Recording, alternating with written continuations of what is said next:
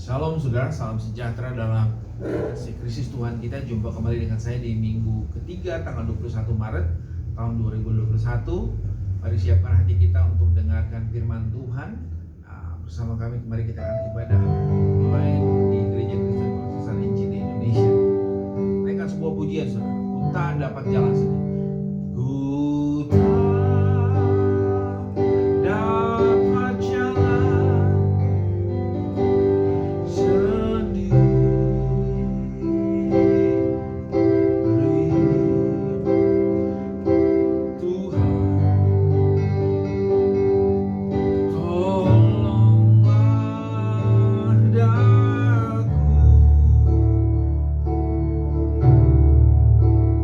biarlah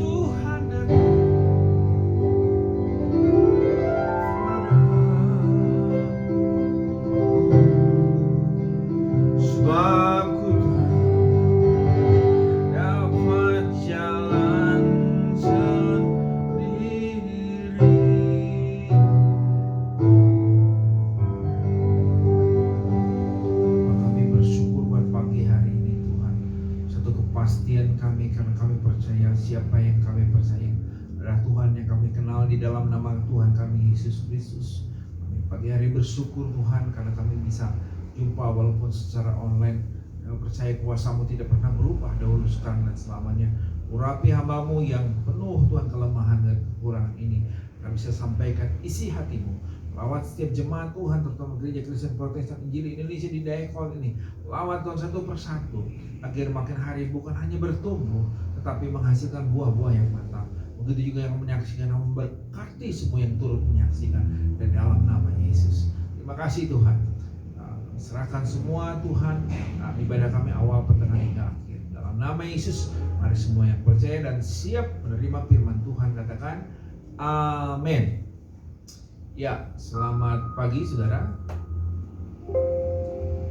Jumpa kembali dengan saya di Gereja Kristen Protestan Injil Indonesia. Dan saya ulang-ulang kembali bahwa hidup kita adalah anugerah. Setiap ketemu tentunya itu adalah anugerah daripada Tuhan kita Yesus Kristus. Amin. Nah, pagi hari ini, kalau minggu yang lalu kita udah belajar tentang sepakat. Ternyata sepakat itu menghasilkan kehadiran Tuhan. Sepakat itu menghasilkan mujizat Tuhan. Sepakat itu menghasilkan berkat-berkat yang diperintahkan seperti Mazmur 133, saudara. Jadi penting sekali untuk sepakat. Nah, pertanyaannya adalah, saudara, seringkali kitanya mau sepakat, tetapi timbul pertanyaan. Ada beberapa bapak sering bertanya pada saya, kenapa Pak? Karena di rumah itu kami tidak sepakat. Sulit sekali saya mau katakan ini dari Tuhan. Tapi ya, yang terjadi adalah pasangan kita adalah senantiasa seringkali katanya saudara-saudara mengertilah, ya ini di dalam kehidupan sehari-hari terjadi, saudara. Nah, hari ini kita akan ulang kembali lebih dalam sekali, saudara, agar saudara nangkep baik-baik tentang sepakat ini. Jadi di dalam Matius 18 ayat 19 dan 20 dijelaskan begini firman Tuhan minggu yang lalu berkata, dan lagi aku berkata kepadamu, jika dua orang daripadamu di dunia ini sepakat, jadi saat meminta apapun juga, permintaan mereka itu akan dikabulkan oleh Bapakku yang di sorga. Sampai di sini saudara harus percaya dulu. Ya, banyak orang yang senang ketika dengar ayat ini. Minta apapun juga akan diberikan oleh Bapakku. Tapi ayatnya belum selesai, saudara. Ya, ayat yang selanjutnya berkata begini, ayat yang ke-20. Sebab di mana 2 atau 3 orang berkumpul di apa? Dalam namaku. Di situ aku ada di tengah-tengah mereka. Artinya begini, saudara. Ketika firman Tuhan itu yang asalnya roh menjadi daging, asalnya firman Tuhan roh menjadi perbuatan, menjadi tindakan, maka Yesus ada di tengah-tengah saudara. Jadi begini, suami istri firman Tuhan. Nah, firman Tuhan apa? Seperti saya jelaskan minggu yang lalu, Jumat yang terkasih, hai suami kasihilah istrimu. Nah, kata kasihilah itu adalah Yesus di tengah-tengah saudara, firman Tuhan. Sebaliknya, istri tunduklah pada suami. Nah, yang di tengah-tengah kata tunduk ini adalah firman Tuhan. Selama firman Tuhan itu saudara praktekkan, saudara tindak lanjut dengan takut akan gentar kepada Tuhan, maka ayat ini akan tergenapi dalam kehidupan setiap jemaat yang percaya pada Tuhan. Karena dikatakan, di mana 2-3 orang berkumpul dalam namaku, di situ aku ada di tengah-tengah mereka. Di tengah-tengah itu apa? Firman Tuhan. Di tengah-tengah, di antara saudara, di antara suami dan istri harus ada firman Tuhan. Di antara orang tua dan anak harus ada firman Tuhan. Hai bapak, kasihlah anaknya, jangan bikin marah. Hai anak, hormatilah ayah ibu. Artinya di tengah-tengah tuh harus ada tindakan firman Tuhan, sehingga sepakat di dalam Tuhan dan menghasilkan ketika saudara mengalami pergumulan, saudara akan dijawab oleh Tuhan. Amin. Tangkap dulu yang pertama. Nah, hal apa lagi yang harus kita kerjakan selain itu? Nah, saudara, ada banyak perkara sebetulnya yang harus dikerjakan, sehingga ketika saudara sepakat meminta apapun juga, Tuhan kabulkan, atau Bapa yang di surga mengabulkan kepada saudara. Ya, mari kita buka firman Tuhan, saudara, dari 1 Tesalonika 5 ayat 12 dan 13. Ini masih di dalam sepakat. Berkata demikian, ayat 12-13 kita baca dulu. Kami minta kepadamu, ini nasihat ya dari Rasul Paulus kepada jemaatnya di Tesalonika. Kami minta kepadamu saudara-saudara supaya kamu menghormati mereka yang bekerja keras di antara kamu, yang memimpin kamu dalam Tuhan dan yang menegur kamu. Ayat 13 berkata, dan supaya kamu sungguh-sungguh menjunjung mereka dalam kasih karena pekerjaan mereka. Hiduplah selalu dalam damai seorang dengan yang lain. Nah, perhatiin baik-baik. Jemaat yang terkasih, engkau harus belajar menghormati pemimpin yang ada di dunia ini. Misalnya kalau jemaat ya pendeta, hormati pendetanya. Untuk apa, saudara? Agar saudara belajar begini. Apa yang dilihat oleh mata, kalau saudara tidak sanggup menghormatinya, bagaimana saudara bisa menghormati Tuhan Allah yang tidak kelihatan? Nah, firman Tuhan yang dibaca itu adalah firman yang tidak kelihatan, tetapi saudara rasakan ketika saudara tindak lanjuti. Nah, dikatakan ayat yang Tesalonika, ayat yang ke-12 berkata, kami minta kepadamu saudara-saudara supaya kamu menghormati mereka yang bekerja keras di antara kamu, yang memimpin kamu dalam Tuhan, yang menegur kamu, ya, dan supaya kamu sungguh-sungguh menjunjung mereka dalam kasih dan karena pekerjaan mereka. Hiduplah selalu dalam damai seorang dengan yang lain. Maksudnya apa? Kalau saudara menghormati pemimpin yang ada di dunia ini atau di gereja saudara, seperti hamba Tuhan atau pendeta, saudara sungguh-sungguh menempatkan diri menghormati mereka. Artinya begini, hamba Tuhan atau gembala sidang bisa mementor saudara dengan sungguh-sungguh juga. Karena kata mentor saudara bicara artinya saudara siap menerima setiap perkataan, setiap nasihat, setiap kata-kata yang dikeluarkan oleh hamba Tuhan atau pendeta atau gembala saudara di gereja, saudara praktikkan dalam kehidupan sehari-hari. Nah, ketika saudara menghormati, menjunjung tinggi, walaupun tidak dilihat oleh hamba Tuhan, tapi saudara tindak lanjuti di rumah, di pekerjaan, dimanapun saudara berada, maka Allah ada di tengah-tengah saudara. Firman Tuhan itu diajarkan oleh pemimpin setiap hari, ya. Selain mengasihi istri, selain mengasihi anak, suami, saudara harus mendengarkan pemimpin saudara di gereja. Sehingga apa? Hari-hari saudara bisa dimentor. Dimentor artinya saudara siap mendengarkan kata-kata pemimpin saudara. Apapun yang dikatakan, ikutin. Sehingga setiap nasihat firman Tuhan memimpin, membimbing kau menuju kebenaran, yaitu kerajaan Allah. Ya. Jadi selain saudara dikatakan sepakat, nah kata sepakat ini saudara bisa sepakat ketika saudara pertama menghormati pemimpin. Sebab begini saudara, ketika saudara menghormati pemimpin, artinya saudara kalau pemimpin bilang ampuni sesama manusia, saudara harus ampuni. Ketika saudara tidak mempraktikkan firman Tuhan itu, maka ketika pemimpin melihat saudara tidak mengampuni sesamamu, maka pemimpin itu akan berikutnya ketika dia menasihati saudara, maka dia akan sungkan menasihati saudara. Artinya dia akan menasihatinya ya di atas kulit saja, tidak langsung mendasar ke bawah, tidak menjawab kebutuhan saudara. Pemimpin akan berdoa ya seadanya, ya nasihat firman Tuhan juga akan seadanya. Karena apa? Karena tidak dilakukan. Ya. Ketika pemimpin dihormati, saudara, ketika nasihatnya didengarkan, ketika pimpinannya saudara mempengaruhi kehidupan saudara, maka dia akan sungguh-sungguh mendoakan saudara. Dia akan sungguh-sungguh mengeluarkan yang terbaik di dalam kehidupannya untuk mengajar saudara, begitu. Tapi kalau pemimpin ditentang terus, tidak dihormati, maka dia tidak akan pernah mau menasihati saudara lagi. Ini jemaat yang terkasih. Jangan sampai terjadi hal yang demikian. Karena ini firman Tuhan, dikatakan 1 Tesalonika, kami minta kepada saudara-saudara supaya kamu menghormati mereka yang bekerja keras.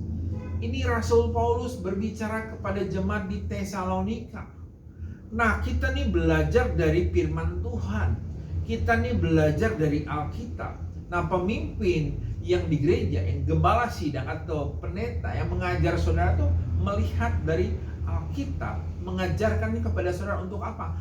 Agar hidup saudara beruntung, agar hidup saudara mengalami namanya kasih karunia Tuhan, agar hidup saudara yang terutama adalah saudara masuk dalam rencana Tuhan, menjadi murid, bukan menjadi follower, bukan menjadi pengikut, tetapi menjadi murid. Tuhan Yesus tidak pernah memanggil follower, tapi dia memanggil kita semua menjadi murid. Mari ikutlah aku. Ikutlah aku artinya begini, menjadi murid, diajar setiap hari. Diajar setiap hari cara berdoa, cara mengampuni orang, saudara. Diajari juga cara menghormati pemimpin, cara menghormati Tuhan. Tuhan harus jauh lebih dihormati lagi. Nah, ini adalah Alkitab yang dikaruniakan oleh Roh Kudus kepada Rasul Paulus. Rasul Paulus mengajarkan kepada hamba-hamba Tuhan, termasuk kepada saya. Dan saya ajarkan kepada saudara bahwa kami minta kepadamu, saudara-saudara, supaya kamu menghormati mereka yang bekerja keras di antara kamu, yang memimpin kamu dalam Tuhan, dan yang menegur kamu. Jadi kalau saudara ditegur sama pemimpin, jangan tersinggung. Nah, orang yang dewasa, ya, pria yang dewasa, ibu rumah tangga yang dewasa, kalau ditegur, ya, kalau salah ditegur sama pemimpin, saudara harus bersyukur karena saudara dikasihi oleh pemimpin. Anggap baik-baik. Ketika pemimpin menegur, kenapa kamu nggak ibadah? Kenapa kamu nggak berdoa? Kenapa kamu nggak baca firman Tuhan? Bersyukurlah saudara kalau ada yang pemimpin seperti demikian, yang tidak melihat tidak takut pada saudara, tidak takut, tidak gentar pada apapun juga, tapi dia memberitakan kebenaran yang sebenarnya kepada saudara-saudara yang terkasih. Karena sekarang ini sudah nggak enak orang menegur, nanti nggak enak, nanti tersinggung. Saya bilang kalau kebenaran ya kebenarannya aja, saya bilang apa adanya. Ini salah, nggak boleh, saya bilang apa adanya. Debat seperti apapun ya, firman Tuhan bilang begini ya kita ikutin saja. Amin, saudara. Saudara harus belajar mengerti bahwa pemimpin itu berjuang agar hidup saudara mengalami kasih karunia, agar hidup saudara ketika selesai jadi murid, saudara bisa memberitakan Injil Kerajaan Allah. Karena tujuan saudara bergereja adalah menjadi guru akhirnya nanti, mengajarkan orang-orang yang belum mengenal Tuhan. Itu tujuannya. Kenapa disebut Kristen? Dikatakan di Antioquia lah, di Kisah Rasul dikatakan disebut Kristen. Kristen artinya gaya hidup Yesus, gaya hidup Kristus yang dihidupi oleh rasul-rasul ketika rasul itu ada di dunia ini. Itu makanya diajarkan sama dia tentang menghormati pemimpin. Karena kalau saudara tidak menghormati pemimpin, yang dilihat apalagi firman Tuhan yang saudara baca yang tidak kelihatan. Firman Tuhan saudara baca tapi saudara tidak lakukan, itu artinya sama dengan saudara menolak Tuhan Yesus. Ini firman Tuhan. Jadi harus tegas, harus jelas. Saya kasih tahu di sini, saudara. Ini hal yang pertama, hormati pemimpin. Tuhan Yesus pernah bilang, kalau engkau, dia bilang kepada murid-murid, kalau engkau ditolak, ketahuilah bukan kamu yang ditolak, tetapi akulah yang ditolak. Kalau aku ditolak berarti Bapa yang di surga ditolak. Berarti baik-baik. Jadi saya seringkali ya saya tegur aja apa adanya. Kenapa? Karena ini firman Tuhan. Saya tidak mau disalahkan satu kali. Nanti kalau ketemu Tuhan, kenapa tidak tegur? Saya harus tegas. Saya katakan kalau A ya A, kalau B ya B. Ya.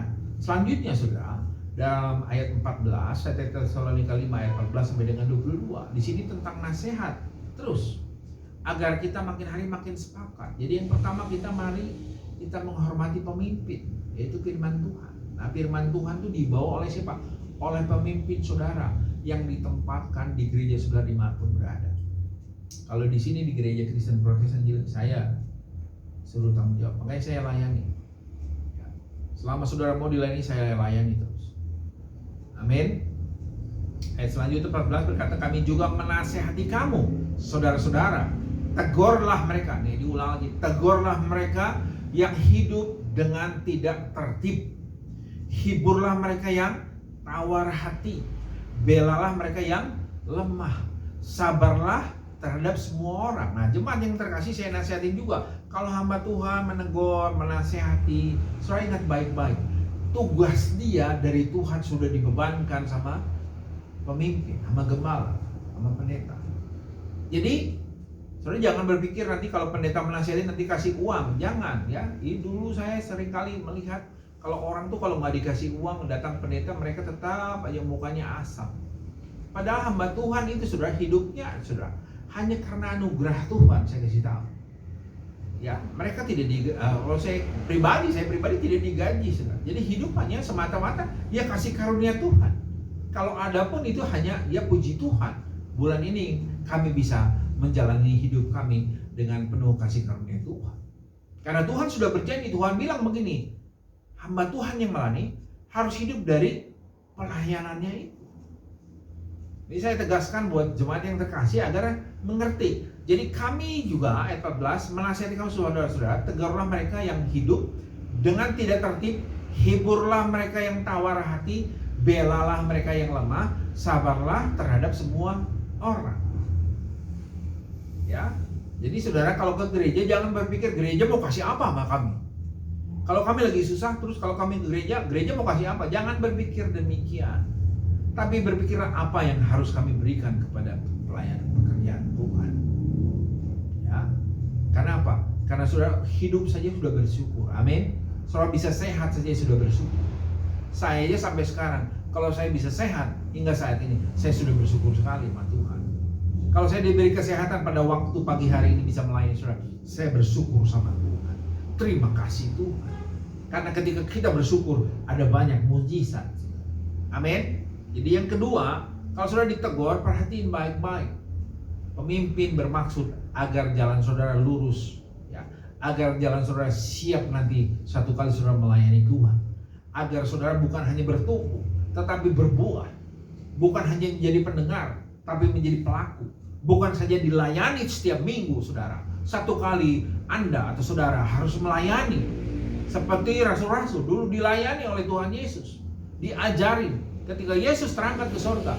Mereka semua melayani dengan sungguh-sungguh. Amin. Ini yang kedua. Yang berikutnya ayat 15 ini berkata begini saudara. Perhatikanlah supaya jangan ada orang yang membalas jahat dengan jahat. Tetapi usahakanlah senantiasa yang baik terhadap kamu masing-masing dan terhadap semua orang. Jadi orang yang dewasa berpikir dulu. Ya. Kalau anak-anak kan tidak bertindak dulu baru berpikir, ini perbedaannya. Nah jemaat yang setelah dewasa, kelihatan kalau dewasa dia pasti mendukung pelayanan pekerjaan Tuhan di gereja. Dia pasti membantu pelayanan pekerjaan Tuhan di gereja. Apa Bapak Pendeta yang bisa kami bantu dalam pelayanan? Ini tanda-tanda anak ini sudah mulai dewasa. Perhatiin, kalau anak sudah selesai sekolah, SMA terus kuliah terus bekerja, biasanya anak itu saudara. Kalau orang tua kan sudah tua tentunya. Dari cari nafkah aja orang tua sudah mulai lemah. Biasanya anak yang dewasa itu membantu. Pap, apa yang bisa saya bantu? Mam, apa yang bisa saya bantu? Kalau melihat orang tuanya lagi kesulitan, ya jangan susah-susah, jangan sungkan-sungkan, jangan disuruh lagi, bantu saja. Karena itu merupakan kedewasaan. Tanda kedewasaan adalah saudara berani mengambil tanggung jawab. Bukan karena umur udah tua, tidak. Tetapi tanggung jawab berani dia ambil. Pemimpin, berarti. Ya. Selanjutnya ayat 16 berkata, bersukacitalah senantiasa. Ya. Hati yang gembira adalah obat, tapi semangat yang patah dikatakan mengeringkan tulang. Itu makanya saudara yang terkasih, saudara harus punya sistem pendukung perubahan di rumah atau di gereja.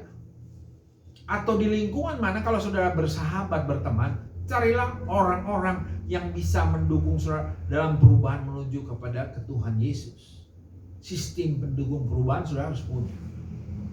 Contohnya, saudara sekarang di YouTube banyak khotbah, ya, banyak lagu-lagu rohani. Saudara bisa dengarkan itu untuk membangun rohani saudara.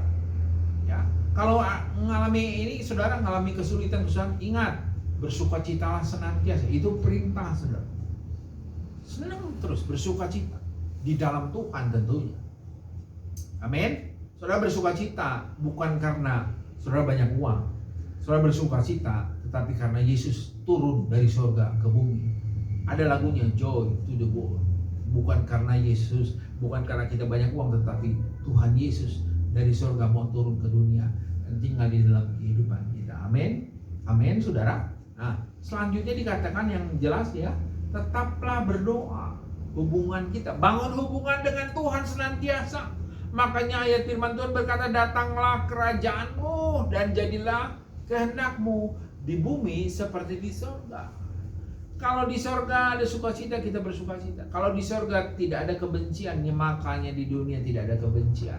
Kalau di surga ada pengampunan, di sini juga ada pengampunan. Amin. Kalau di surga tidak ada khawatir, kenapa kita harus khawatir? Kita harus tidak ada khawatir lagi. Amin. Tetap berdoa, bangun hubungan. Nah, saudara, kata sepakat ini adalah membangun hubungan. Nah, untuk membangun hubungan dengan Tuhan, lakukanlah hal-hal yang telah dinasihatkan, yang sekarang kita bacakan, yaitu nasihat Rasul Paulus, saudara. Jadi bukan nasihat saya, nasihat Rasul Paulus. Rasul Paulus dikaruniakan oleh Roh Kudus dari Tuhan. Amin. Nah, selanjutnya dikatakan ayat 18, mengucap syukurlah dalam segala hal.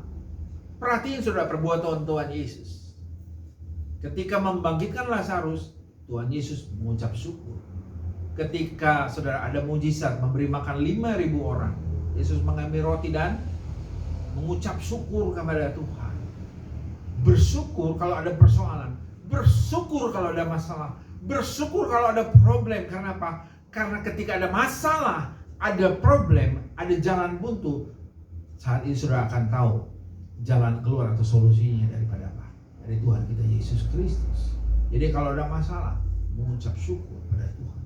Lihat, ketika murid-muridnya lihat banyak sekali orang yang harus diberi makan, cara Tuhan Yesus adalah apa? Mengucap syukur, saudara. Itu guru kita, Profesor Dr. Insinyur Tuhan Yesus Kristus. Itulah yang mengajar saudara dan saya. Mengucap syukur saja. Ya. Karena hidup mati adalah urusan Tuhan, bukan urusan kita lagi. Amin. Jadi kita bersyukur saudara setiap minggu kalau kita mengalami masalah. Artinya apa? Artinya saudara dan saya masih hidup. Hanya orang mati yang tidak punya masalah. Amin. Jadi nggak usah khawatir lagi. Ya. Mengucap syukur saja. Ya, dikatakan ayat yang ke-18 ini paling saya senang, ayat paling pendek, dikatakan mengucap syukurlah dalam segala hal. Bukan satu hal, segala hal. Ya. Mau untung ke usahanya, mau nggak untung ke usaha pekerjaannya, mau meningkat, mau nggak meningkat, Tuhan bilang mengucap syukur saja, karena hidup kita tidak bergantung daripada hal-hal itu, tapi hidup kita bergantung daripada Tuhan yang kita kenal di dalam nama Tuhan kita Yesus Kristus. Amin. Amin, saudara. Nah, selanjutnya katakan setelah mengucap syukur dalam segala, sebab itulah yang dikehendaki Allah di dalam Kristus Yesus bagi kamu. Jadi kehendak Allah itu mengucap syukur. Makanya jangan khawatir, jangan bersungut-sungut, saudara. Tapi mengucap syukurlah, karena itulah yang dikehendaki Allah. Ya. Selanjutnya jangan padamkan roh. Jadi kalau kita diberi oleh Tuhan untuk memberi, hati kita sudah mulai berapi-api, so jangan padamkan. Tindak lanjuti. Kalau saudara mau menjadi menguatkan saudara-saudaramu atau mau menangkan jiwa, saudara jangan padamkan roh. Terus lakukan sehingga saudara bisa mengalami kasih karunia Tuhan. Amin. 20, dan janganlah anggap rendah nubuat-nubuat. Asal jangan gua buat aja. Ya, nubuat artinya firman Tuhan yang dikatakan. Ya. Kejadian semua saudara sekarang firman Tuhan. Makanya saya melihat, saudara, nanti satu kali Tuhan Yesus datang, ketika naik ke surga, Tuhan Yesus dikatakan, malaikat itu berkata, nanti satu kali Tuhan Yesus akan turun sama seperti dia naik. Saya berpikir bagaimana caranya kita semua, seluruh dunia bisa melihat sedang bumi bulan. Tetapi ketika lihat YouTube, bisa terjadi, saudara. Itu bukan masalah sulit, itu masalah gampang. Makanya dikatakan firman Tuhan diberitakan ke pelosok dunia, baru kesudahan Tuhan. Sekarang sudah mulai ke pelosok dunia. Kejadian semua. Amin, saudara. Ujilah segala sesuatu. Jadi jangan langsung percaya. Ujilah segala sesuatu dan peganglah yang baik. Ya. Ujilah segala sesuatu, peganglah yang baik, jauhilah dirimu dari segala jenis kejahatan. Bencilah saudara. Saya ini hari-hari ini saudara, dulu asam urat saudara, sakit asam urat bisa menahun saya, sakit pincang terus. Sampai akhirnya satu kali saya periksa dan dokter ngasih tahu ternyata Pak, asam urat Bapak tinggi sekali.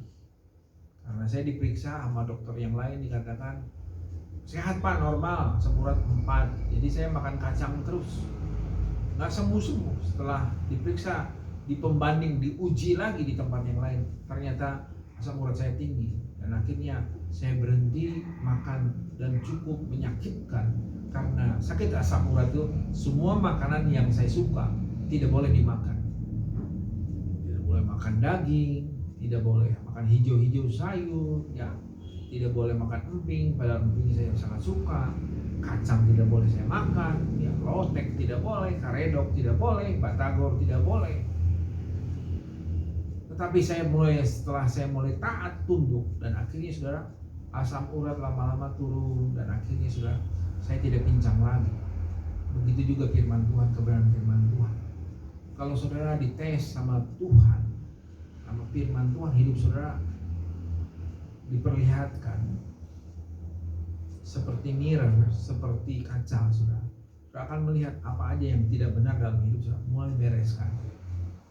Ya, mulai bereskan, sehingga kehidupan saudara yang usahanya seret, mulai Tuhan buat jalan. Yang usahanya mulai tidak menghasilkan sejahtera. Ada orang yang menghasilkan duit banyak tetapi tidak ada sejahtera, tidak ada sukacita dalam hatinya. Itu mulai tanda-tanda saudara. Saudara harus datang pada Tuhan. Amin. Amin. Inilah firman Tuhan. Jadi yang pertama tadi, saudara hormati pemimpin saudara. Belajar menghormati pemimpin. Artinya saudara menghormati firman Tuhan. Karena firman Tuhan itu datangnya kepada rasul-rasul. Rasul-rasul mengajarkan kepada kami semua, hamba Tuhan.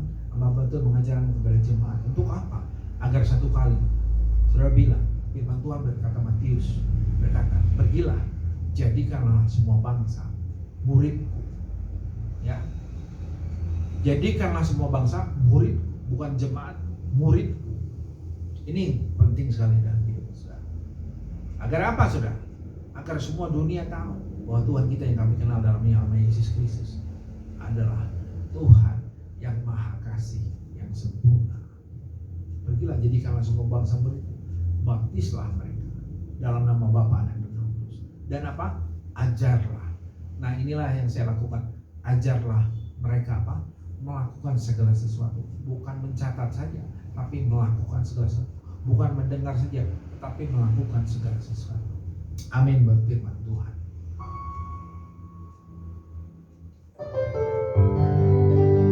Mari kita tutup dengan satu pujian saudara.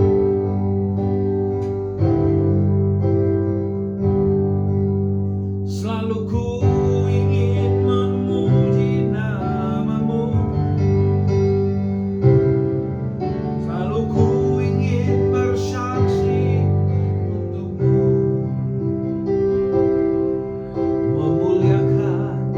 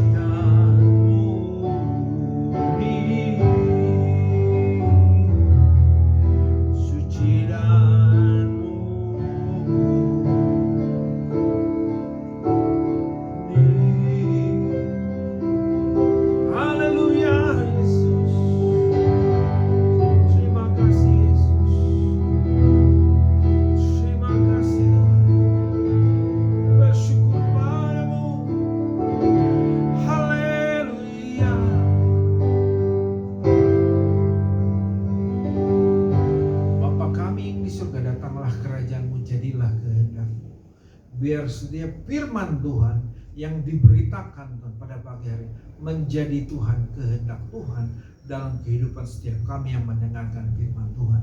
Dan semua jemaat yang berdoa dalam nama Yesus, dari semua keluarga yang ada yang berdoa buat Pak Simon, buat keluarga Andri, buat keluarga Joan, buat keluarga Exhal, lawat semua mereka Tuhan, agar bukan hanya bertumbuh saja, tetapi mulai menghasilkan buah-buah yang matang, buah pertobatan, buah roh dalam kehidupan. Karena itulah yang dikehendaki Bapa yang kita kenal dalam nama Yesus. Kamu berdoa juga Tuhan buat keluarga kami, Engkau berkati. Anak kami Maria Yosi, cucu kami Marsa juga berkati. Anak kami Clement yang di Jerman juga berkati Tuhan. Perjalanannya kembali Tuhan ke Frankfurt, berkati dalam nama Yesus. Berdoa juga Tuhan buat anak kami Elia yang sebentar lagi selesai sekolahnya, berkati dalam ujiannya, berikan kesehatan, kekuatan. Istri kami juga berkati Tuhan dalam pekerjaan usahanya, limpahkan kasih karunia, sehatkan, kuatkan tubuhnya.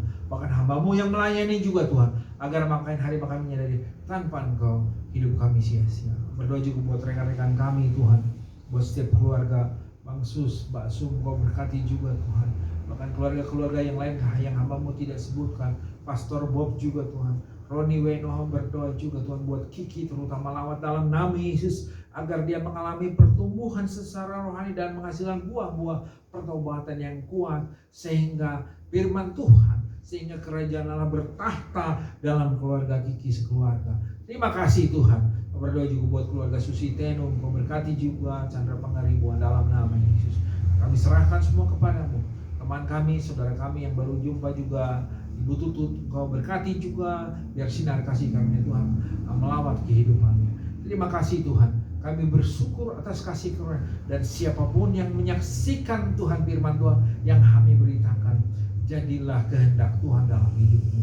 Kalau kehendak Tuhan jadi dalam hidup saudara yang mendengarkan firman Tuhan, diberkatilah engkau dalam pekerjaanmu, diberkatilah engkau dalam kesehatanmu, diberkatilah engkau dalam membangun hubungan dengan Tuhan. Terima kasih Tuhan. Kami berdoa buat pemimpin kami Tuhan, presiden kami, berkati agar setiap keputusan diambil menjadi kemakmuran buat rakyat Indonesia. Bahkan pemerintahan setempat kami di sini, tetangga kami, kiri kanan muka belakang, berkati Tuhan agar melalui kami Tuhan ada kasih karunia, lingkungan kami diberkati. Terpujilah nama-Mu Tuhan, di dalam dan demi nama Yesus kami mewalaskan doa ini. Haleluya. Mari semua yang percaya siap melakukan firman Tuhan katakan amin. Tuhan Yesus memberkati kita semua. Amin.